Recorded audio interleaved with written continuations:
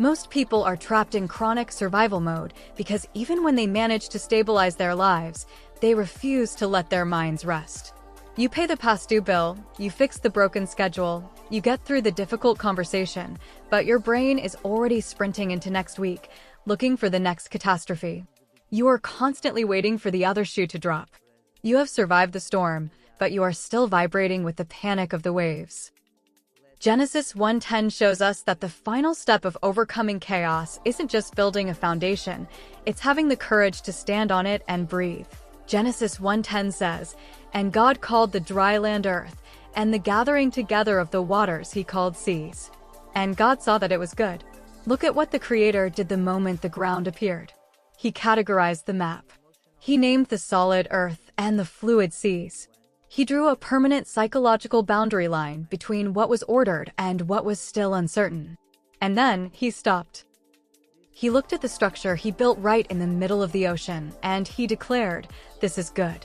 This is the peak of conscious uncertainty management.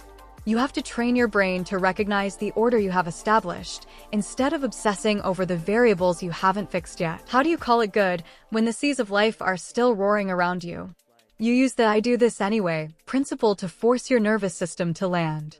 You stop living in the infinite timeline of your anxieties, and you deliberately celebrate the micro-certainty structures you created today.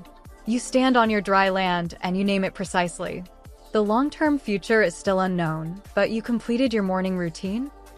You look at your clean room and you say, "This hour was ordered and it is good." The financial breakthrough hasn't fully arrived, but you sat down and strictly budgeted your current resources? You look at the numbers and you say, "This structure is tight and it is good." The relational volatility is still out there, but you protected your peace and set your boundaries? You take a deep breath and say, "My heart is guarded and it is good." This is how you lower chronic threat prediction.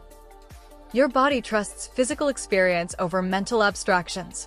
When you pause to acknowledge the order you have forced into existence, you break the momentum of failure. You give your mind a stable rock to sit on. Stop letting the existence of the seas ruin the reality of your earth.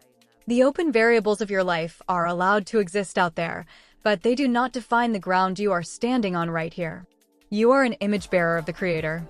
Look at the discipline you've built, look at the boundaries you've drawn, and look at the order you've spoken into existence. Step onto your rock, claim your identity, take your breath, and call it good.